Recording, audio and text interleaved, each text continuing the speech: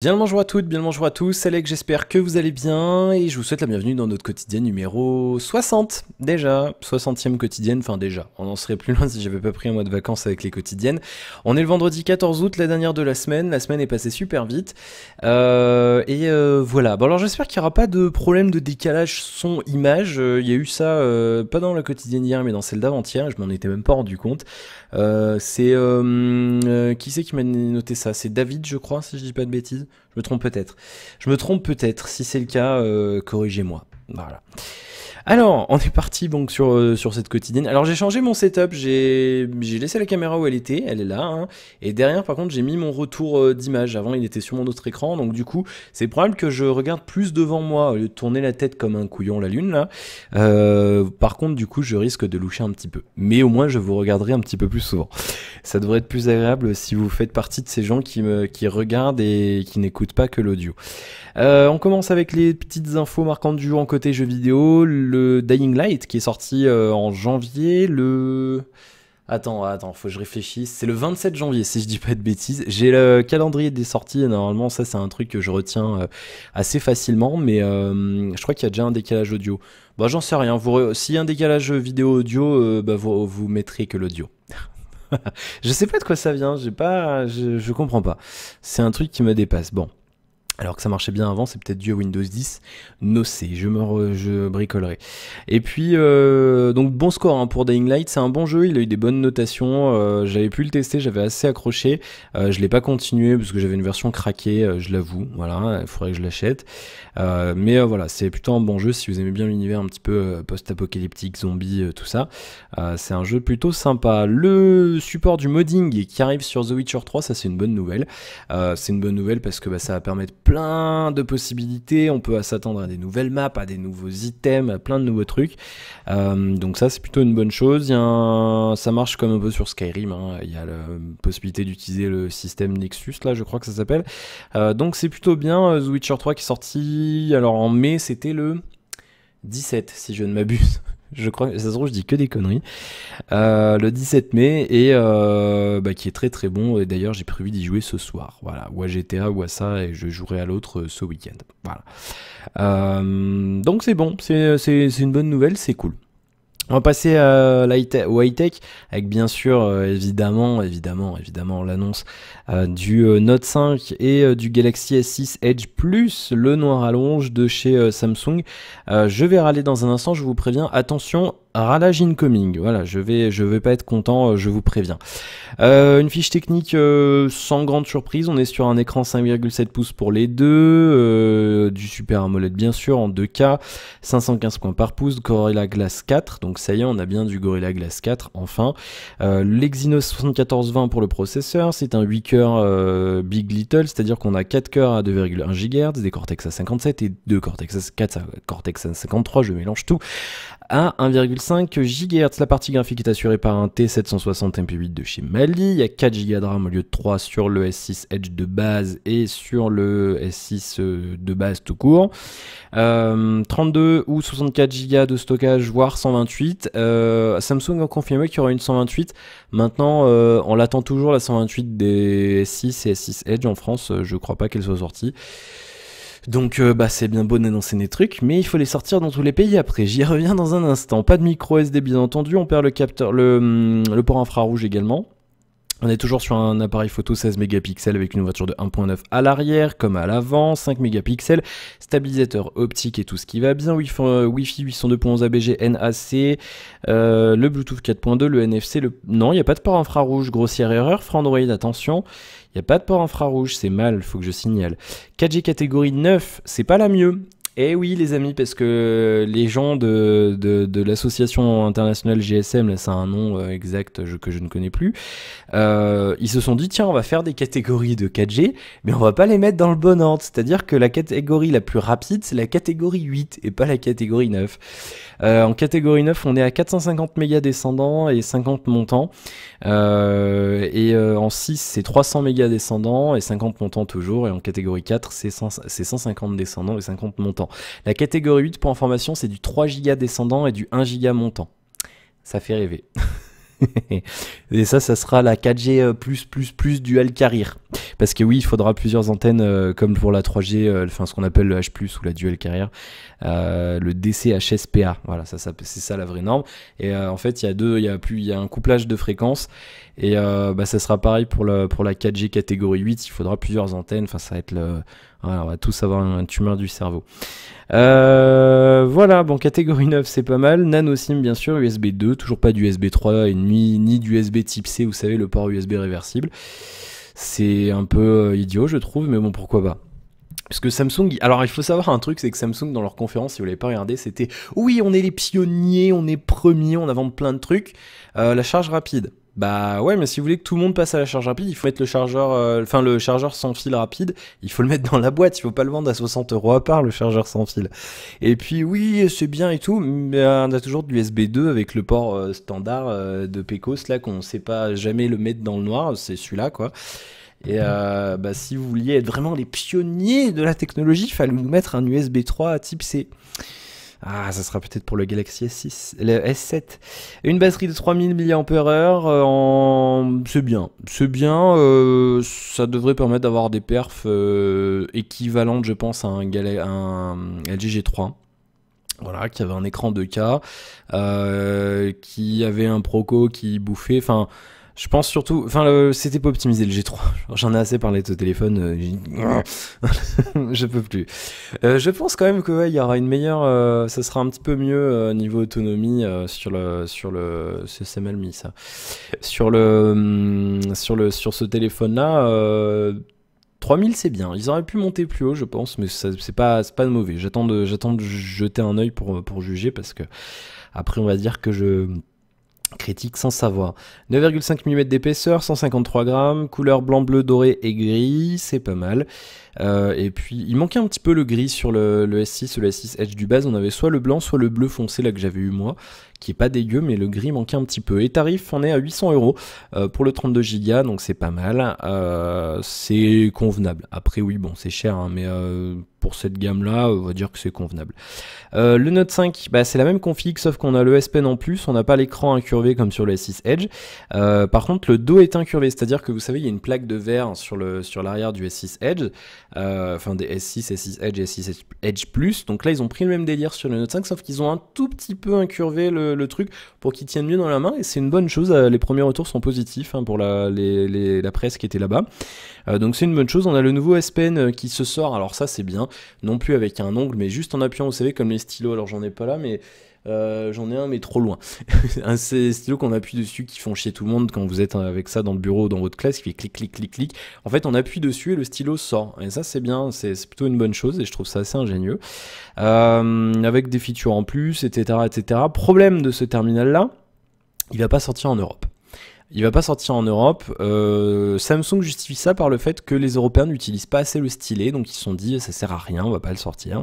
Ça fait jaser pas mal de monde. Il y en a plein de gens qui ont été un petit peu déçus, moi y compris, parce que très sincèrement j'avais adoré le design du S6 Edge, je me voyais bien voir ça, d'autant qu'ils vont sortir une coque avec un clavier physique, et vous savez à quel point je suis amoureux des claviers physiques, et ça aurait pu m'intéresser avec le stylet. Maintenant voilà, j'attends de voir un petit peu est-ce que le S6 Edge vaut la peine ou pas en version plus.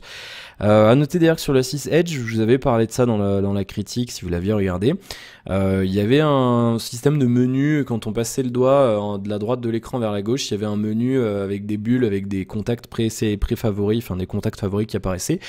Ça y est toujours, sauf que là ils ont ajouté la même chose. Si vous scrollez 2 fois, il y a des applis favorites qui s'affichent, et c'est pas mal d'un côté parce que on peut l'avoir depuis n'importe quelle application, donc ça aide un peu à l'usage à une main, qui, d'après les premiers retours, ne sont pas extraordinairement bien pratiques.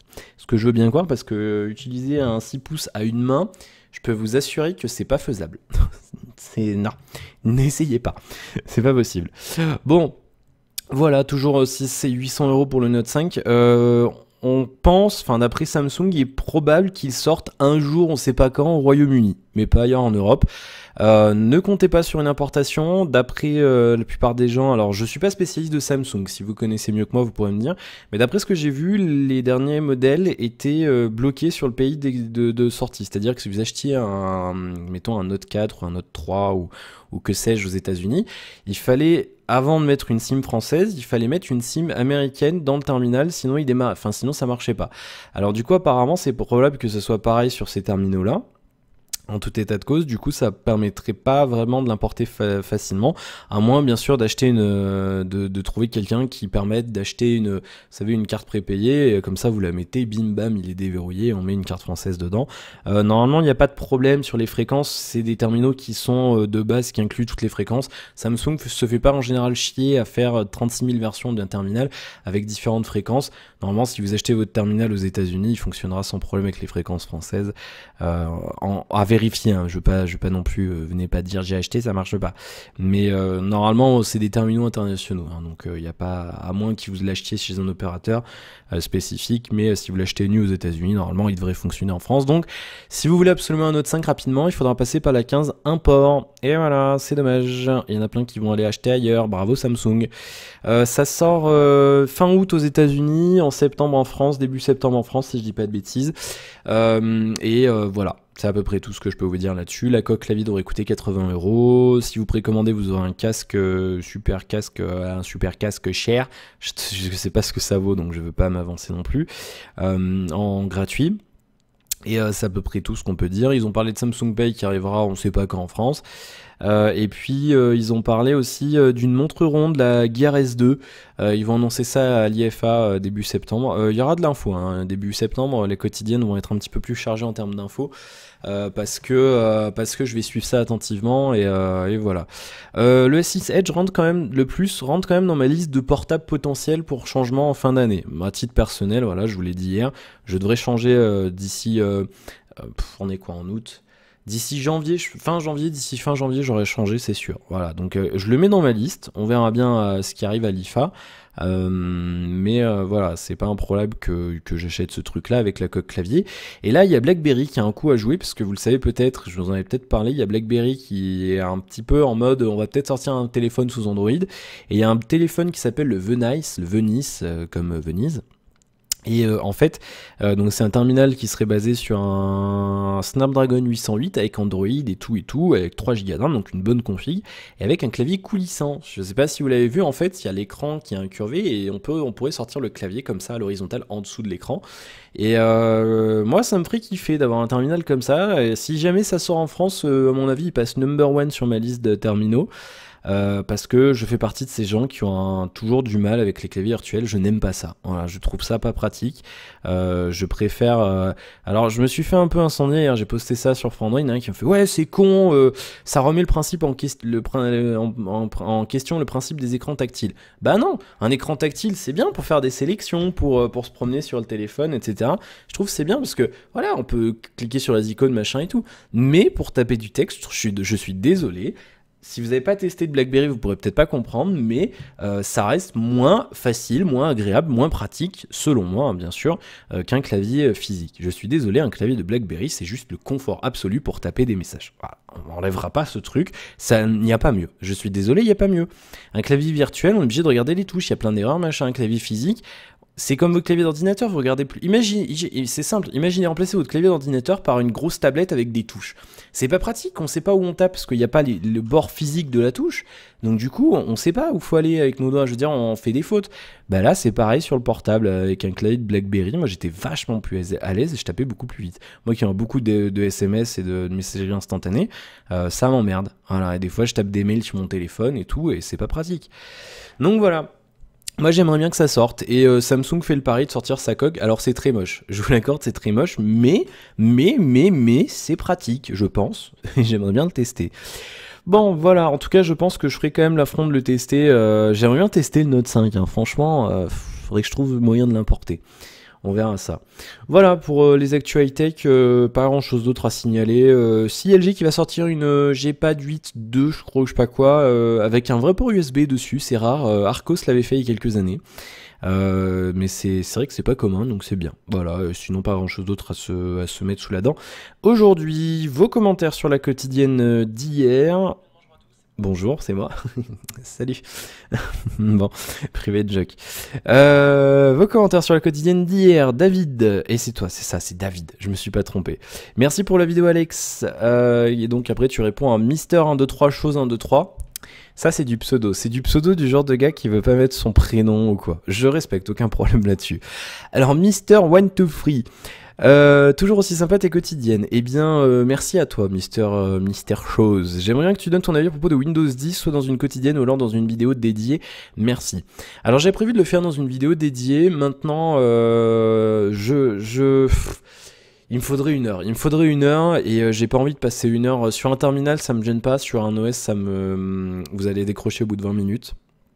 Donc rapidos mon avis, je l'ai installé le jour de la sortie, je m'en suis pas servi parce que je suis parti une semaine à Bruxelles, mais c'est un OS qui me plaît dans l'ensemble. Maintenant ça marche très très bien pour moi en tout cas. J'ai eu 2-3 blue screens, c'est des petits bugs de jeunesse qui seront corrigés dans des patchs, hein, on connaît Microsoft, mais l'OS est quand même vachement stable pour l'instant. Je viens de Windows 7, moi j'ai pas utilisé Windows 8.1 ni Windows 8 ni rien. J'aime beaucoup l'OS, j'aime beaucoup moi qui ai 3 écrans, le fait de pouvoir gérer mieux les barres des tâches sur les écrans secondaires, c'était un truc qui manquait beaucoup à Windows avant. Le menu démarrer qui retourne là, qui manque un petit peu de choses d'avant. Moi j'aimais bien épingler mes programmes dans le menu démarrer, on peut plus le faire, à moins que je sois complètement débile, et si vous savez comment on fait, bah je prends. Du coup je suis obligé d'utiliser Cortana, donc bah c'est bien, je fais hey Cortana, blablabla, ouvre l'application, donc ça marche bien, mais voilà, il y a des choses qui manquent, et puis par exemple les paramètres de l'ordinateur, bah ça ouvre un système de paramètres simplifié. J'aurais bien aimé avoir quand même accès facilement au panneau de configuration, autrement qu'en faisant clic droit, panneau de configuration sur le menu démarrer. Il y a plein de petites choses comme ça qui pourront et seront, je pense, corrigées dans des services packs. Donc voilà, c'est un OS qui est jeune, hein, qui est sorti récemment, mais qui a un énorme potentiel, et selon moi, bah, ça va vraiment devenir la référence d'ici un an. Il y a encore des irréductibles qui resteront sous Windows 7 pendant longtemps, comme il y a eu beaucoup de gens qui sont restés sous XP pendant longtemps malgré l'arrivée de Windows 7, qui était un excellent OS, un excellent OS plutôt. Mais voilà, c'est un OS que je recommande quand même. Moi j'ai la version pro, alors je sais pas trop s'il y a des différences avec la version je sais pas comment elle s'appelle, version familiale, ou je sais pas le nom exactement, mais voilà, ça reste un OS vraiment agréable, et moi en tout cas je l'aime beaucoup, donc voilà, je le recommande quand même. Voilà, bah écoute, il faut le tester quand même, hein, Mister 123, il faut le tester par toi-même. Tu as 30 jours, tu peux le prendre. Et tu as 30 jours pour revenir sur Windows 7 si ça te plaît pas. Il y a un système comment on appelle ça en français, d'inversement, quoi, de backup, quoi, en gros. Et donc tu peux vraiment, ça crée comme une image de ton Windows 7. Si tu aimes pas, ça te remettra vraiment là où tu étais sur ton Windows 7. Donc tu peux y aller quand même sans risque. N'hésite pas, ou sinon tu l'installes sur une autre machine ou sur une machine virtuelle pour te faire ton idée. Le mieux c'est quand même d'essayer, hein, je recommande toujours. Moi je donne mon avis, après faut vous faire le vôtre, hein, les amis. Donc voilà. Merci pour ton message en tout cas, Mister 123. Elfeo, bonjour à toi. Yo, j'ai découvert ta chaîne il y a pas longtemps et c'est vraiment sympa, tes tests sont bien et j'apprécie le côté objectif, c'est pas toujours le cas sur YouTube. Alors, bah merci déjà pour ton commentaire. Après, j'aime bien, comme je le dis à chaque fois, c'est des critiques, j'aime bien dire ce que je pense, je donne mon avis. Après, il y en a beaucoup qui sont pas d'accord avec ce que je dis, surtout sur les produits à forte notoriété. Je pense au Galaxy S6 Edge. Je me suis fait les commentaires sur ces vidéos, je les regarde même plus, parce que 9 commentaires sur 10 c'est des insultes, ou c'est des ouais tu connais pas Samsung, tu dis de la merde, nanana. Donc à part là-dessus, voilà, je regarde quand même tout, mais pour revenir à l'histoire parce que je me suis garé sur les commentaires, je sais pas pourquoi. Je dis ce que je pense, donc c'est un caractère complètement subjectif. Maintenant, la plupart du temps, j'essaye quand même d'apporter une objectivité derrière. C'est-à-dire, je vais dire ça, j'aime pas, c'est nul, mais ça peut convenir à des personnes qui font ça, ou qui sont comme ça, ou machin, ou truc. J'essaye toujours parce que sinon ça sert vraiment pas à grand chose. Je veux dire, je vous donne mon avis, certes, après il faut quand même que vous fassiez le vôtre. Donc voilà, ça servirait à rien, strictement à rien de vous donner juste mon avis. Donc j'essaye quand même maintenant, il y a des confrères qui le font très bien aussi, hein. Je suis pas le seul, je veux pas avoir la prétention, et je suis pas du tout le meilleur placé pour dire ça. Ça fait 6 mois que je fais ça, donc il y en a qui font ça depuis quelques années. Mais c'est vrai qu'il y a d'autres personnes, je citerai pas les noms parce qu'après on va faire encore diffamation, c'est mal, qui voilà, qui vous donnent un truc, qui vous font un aperçu d'un produit en vous disant c'est un test, c'est super objectif, mais c'est la marque qui l'a donné, hein, parce que voilà. Ou alors on te dit de dire ça, et d'accord. Et puis voilà, de toute façon, voilà, en 10 minutes, on peut pas tout vous montrer. Il y en a qui le font, qui sont pas objectifs du tout dans ce qu'ils vous disent. Donc voilà, ça plaît à certains. Maintenant, moi, j'essaye quand même de vraiment détailler, vraiment de passer en revue et de me mettre à la place de plusieurs types d'usages différents. Pas parce que moi, ça me plaît pas un truc que vous, ça vous plaira pas. Donc c'est vrai que j'essaye de faire au mieux. Voilà. Mais oui, hein, des gens qui disent des trucs par rapport à ce que les marques leur demandent, ça existe, hein. Moi, je dirais pas la marque, je le dis pas parce que j'ai pas le droit, mais on a déjà eu une proposition, je peux pas te dire exactement ce que c'est non plus, parce que sinon, voilà. Mais en gros, c'est on te donne le produit, on te donne de l'argent, mais il faut que ta critique, ça soit ça, avec ça dedans, ça dedans, ça dedans. Bah, j'ai dit, ben non, vous me prêtez le produit, vous me donnez pas d'argent et je dis ce que j'en pense. Voilà, tout simplement. Et c'est pas assez véridique, hein. Ça m'est arrivé et ça nous est arrivé déjà, malgré mon faible nombre d'abonnés comparé à certains de mes confrères, mais ça m'est déjà arrivé et on a dit non. On a dit non malgré le fait que y avait des pépettes derrière, et pas qu'un peu. Et moi je veux pas, et c'est pour ça que je compte sur les tipeurs, parce que je veux pas rentrer dans ce délire là. Et alors du coup voilà, c'est pour ça que je compte sur les tipeurs. Je veux pas mettre de pub non plus sur ma chaîne, parce que déjà parce que mon compte AdSense est désactivé, donc même si je voudrais je pourrais pas. Mais oui, on a fait des bêtises quand on ah ça va. Et puis même je veux pas, parce que après tu rentres dans le délire et après tu peux très bien te faire démarcher par une boîte qui te dit ouais, alors tu mets ça au début des vidéos, on te donne ça, et je veux pas. Moi je veux m'acheter mes produits. Alors si on m'en offre et que je peux dire ce que je veux, tant mieux, hein, c'est très bien, c'est ce que j'avais pu faire avec le Mi Band que TinyDeal m'avait offert. Mais je veux pas qu'on m'empêche de dire ce que je veux sous prétexte qu'on me donne de l'argent ou un produit ou n'importe quoi. C'est hors de question. Et donc voilà, c'est pour ça que c'est important que certains types, si vous voulez m'aider et que vous voulez que je reste dans ce délire-là, et que je resterai, je préférerais même arrêter YouTube que de rentrer dans le délire, accepter de l'argent et tout pour dire des trucs. Je veux pas. C'est un truc que je veux pas, et d'ailleurs ma famille comprend pas trop, parce que c'est ouais, si tu peux faire de l'argent, fais de l'argent. Mais ils sont pas voilà, moi je me dis, il y a pas tellement de gens, tout le monde succomberait à ça sur YouTube, c'est très facile de tomber dans le truc, l'appât du gain est conséquent, et c'est vrai que moi je veux pas. Je fais partie de ces gens qui ont besoin d'être objectifs, qui ont besoin de recevoir des avis objectifs, et c'est pour ça que je regarde très peu j'en regarde très peu, hein, des confrères, j'en regarde très peu, je les compte sur le doigt d'une seule main. Et pareil pour les jeux vidéo, je regarde très peu les tests, parce que c'est très rarement objectif et c'est très difficile de se faire un avis basé sur quelqu'un qui va vous dire c'est bien parce qu'il a été un peu influencé, parce que il a eu une soirée presse avec des petits fours, un super resto et compagnie, il a été dans un bon mood pour faire son test, et du coup voilà, c'est un long débat, c'est une longue histoire, mais ça c'est tout un ensemble marketing qui se trame derrière. Il y en a beaucoup qui le voient pas quand ils regardent leurs vidéos sur YouTube, et voilà, c'est aussi pour ça que j'ai décidé un petit peu de faire du YouTube. Et d'ailleurs je rebondis sur ta question, LFO, qui était en question. Je voulais savoir qu'est-ce qui t'a conduit à te lancer sur YouTube. Et ben c'est un petit peu ça, c'est moi je suis passionné d'high-tech et de jeux vidéo, parmi d'autres passions, et c'est vrai que c'était très difficile pour choisir du high-tech et des jeux vidéo de me retrouver sur YouTube à regarder des trucs et à me dire, bon, alors est-ce que lui il est objectif ou pas? Est-ce qu'il dit pas ça parce que il a été copain avec la marque du produit qu'il nous présente? Et donc du coup je me suis rendu compte, il y en a très très peu et je voulais faire partie de cela et il faut qu'il y en ait. Il faut qu'il y en ait plus, donc voilà, c'est un peu pour ça. C'est aussi parce qu'avant je faisais de la radio et que malheureusement mon projet n'a pas tenu la route par manque de sous. Et manque voilà, de moyens humains et financiers pour le développer. Et je voulais pas rester sans rien faire. Je fais partie de ces gens qui adorent animer, qui adorent parler derrière un micro. J'espère que ça se ressent. Et, euh, et c'est vrai que je voulais pas rester sans rien faire. Donc du coup, quand à partir du moment où j'ai su qu'on allait arrêter la radio, j'ai commencé YouTube à peu près à ce moment-là. Donc c'était fin janvier, on a arrêté mi-février. Du coup, voilà, c'est pour ça que j'ai commencé YouTube, parce que voilà, je voulais pas rester sans rien animer. J'ai toujours créé des trucs sur Internet. Là, je suis encore en train de préparer des choses. Vous en saurez plus très bientôt. Très bientôt. Et voilà, c'est pour ça que je me suis mis sur YouTube. Pour ne pas rester à rien faire, parce que je voulais vraiment continuer à parler dans mon micro et à raconter ma vie et à utiliser ma voix. Et sans prétention, hein. Mais j'aime beaucoup ma voix, c'est con, mais c'est un des trucs que je préfère chez moi, hein. C'est complètement débile, hein, je sais, mais c'est comme ça.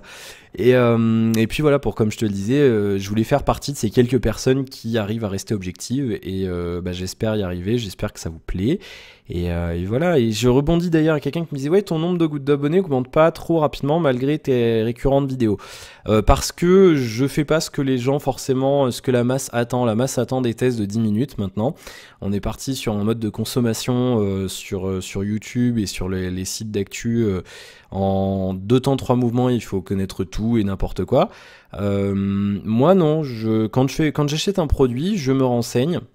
Je regarde plein de vidéos, je regarde vraiment plein de trucs, et il y en a pas assez. Voilà, encore une fois, il y a pas assez de gens qui font vraiment des longues critiques, qui se limitent pas sur le temps en se disant, si quelqu'un veut vraiment connaître à 100% le produit, il regardera mon heure de critique. Il y en a très très peu, et du coup je voulais en rajouter un, voilà, plus un quoi. Et du coup voilà. Voilà, c'est à peu près tout, hein. Et puis voilà, par passion, par curiosité, je voulais tester ça. Ça se trouve, dans un an, j'aurais arrêté parce que j'aurais autre chose, ou j'aurais une opportunité autre, ou je ne sais pas. Mais voilà, dans l'idée, pour l'instant, voilà, je vais continuer ça, et puis voilà, on verra où ça me mène. Après voilà, je le mens pas, hein. Moi j'ai mon auto-entreprise, donc j'édite enfin mes vidéos YouTube, mon blog et ce que je vais sortir bientôt, j'édite ça au nom de mon auto-entreprise. L'idée c'est quand même que je gagne des sous, hein. J'ai pas d'activité tierce à côté. Donc voilà, si après je peux en vivre, tant mieux. Si je peux pas en vivre, j'arrêterai au bout d'un moment, et puis j'irai voir. Il y a du soleil, le gain est affreux là au niveau de... Excusez-moi, de l'éclairage. Je vais essayer d'aller régler ça parce que c'est pas très beau. Voilà, on va baisser un petit peu parce qu'on me voit trop là, c'est caca. Voilà. Voilà, écoute, elle, j'ai perdu ton pseudo. Elfeo, j'espère que j'ai répondu à ta question. Bon, du coup, je me suis un petit peu étendu, on est presque à une demi-heure, mais voilà, il fallait que j'aime bien répondre aux questions, et puis on avait un petit peu le temps, donc voilà. Mais on aura l'occasion d'en reparler, hein. Je referai des sessions questions-réponses, des lives, des trucs comme ça. Voilà, il n'y a pas de souci, mais t'as bien fait. S'il y a des questions comme ça, si vous avez des questions, profitez des quotidiennes, justement. Je prévois pas forcément faire 50 millions, vous savez, les trucs genre tous les mois, vous me posez des questions, je réponds. Il y a les quotidiennes pour ça, donc je vois pas. Ça fait un peu doublon, donc ça serait un peu con de perdre du temps avec ce genre de trucs. Voilà, on a fait le tour, 28 minutes de quotidienne, du coup j'ai raconté ma vie. C'est la faute à Elfeo, hein, c'est pas ma faute. Bon, du coup, pas grand chose d'autre à vous rajouter, c'est le week-end, ce soir vous avez rien. Voilà, demain, j'ai décalé, hein, du coup, demain City Skylines, du coup je sais pas si je vais le tourner ce soir, ou non, je le ferai demain, je pense, je le uploaderai demain. Dimanche, le dernier épisode de la saison 5 de Numboxing. Après, on passe aux produits de la Belgique. Et puis voilà, et puis c'est à peu près tout. Je réfléchirai courant septembre, début octobre pour la suite des Numboxing. On a le temps parce que là, je vous ai dit, on a à peu près, je crois qu'on a 8 épisodes après là, donc on a 2 mois, on est tranquille jusqu'en octobre. Et puis voilà, Damien qui a pris contact. Alors c'est même parce que Damien, j'ai même pas besoin de lui demander, il lit dans mes pensées. Et c'est ça qui est génial avec Damien, c'est que il a prédit que j'allais lui demander d'aller demander à cette marque un prêt. On aura peut-être un prêt d'un terminal qui a été annoncé très récemment et qui m'intéresse beaucoup. Voilà, on a beaucoup de trucs. J'ai peur d'un truc, c'est qu'en septembre, tout le monde rentre de vacances. Allez, on t'envoie ça, on va te prêter ça et tout, parce qu'on est en attente pour plusieurs produits, pour une demi-douzaine de trucs. Et j'ai très peur que tout d'un coup, je reçoive plein de machins à tester. Ça risque d'être compliqué. Mais je le ferai, tant pis, c'est pas grave, ça fera du contenu. Voilà, j'ai commencé à utiliser le Moto G, il est là, voilà, il est ici, il est cool, il est vraiment cool ce téléphone, il tient bien en main, le truc tombe, tu sais. Mais non, c'est un bon téléphone, j'aime bien le dos strié comme ça et tout, vous aurez le déballage la semaine prochaine. L'écran est pas mauvais, mais vous voyez qu'il a pas des angles de vision fabuleux, hein. Bah, on est à 200 €, hein, faut pas déconner non plus. C'est rigolo, hein. C'est très rigolo. Voilà, bon, c'est pas mal hein, ce terminal. Un bon terminal de milieu de gamme, je pense qu'il aura de bonnes évaluations dans ma critique. Faut que je le teste, hein, je vais m'en servir bien sûr. Et puis je vous dirai ce que j'en pense très rapidement. Alors, il a le même problème que tous les autres Motorola, c'est-à-dire que quand il est sur le bureau, il a sans arrêt l'impression que je le prends en main et que du coup, il y a vous savez, les notifications en noir et blanc qui s'affichent. Donc du coup, je l'ai désactivé parce que ça pompe un max de batterie. Donc je sais pas, le gyroscope est réglé trop sensible, j'en sais rien, mais dès que je bouge mon truc comme ça, là j'ai la souris et le téléphone il est à côté, le truc s'allume sans arrêt, c'est insupportable. Donc bon. Allez, on va y aller. Bah écoutez, je vous souhaite de passer un bon week-end. Moi, je vais le passer, je pense, à jouer. Là, ça fait une semaine et quelques que je suis rentré un petit peu plus d'une semaine que je suis rentré de Bruxelles, et j'ai pas eu vraiment l'occasion de jouer, donc je vais jouer. Et voilà, là ce soir je vais jouer, c'est prévu, je vais jouer, je vais peut-être faire du GTA, du The Witcher, et je veux jouer aussi à Life is Strange. Il faut absolument que je finisse les 2 épisodes, le 3 et le 4. J'ai fait le 2 et il faut que j'avance, voilà, c'est tout. Bien, et ben voilà, 31 minutes, je vous souhaite encore une fois plein de bonnes choses, profitez bien du week-end, j'espère que vous pourrez le faire, et attention sur la route si vous prenez la route, parce qu'il y a plein de monde, donc faites gaffe, et je vous retrouve demain pour City Skylines, dimanche pour les unboxings, et lundi pour la quotidienne numéro 61 et la suite de nos aventures. À lundi, ciao, bon week-end, salut.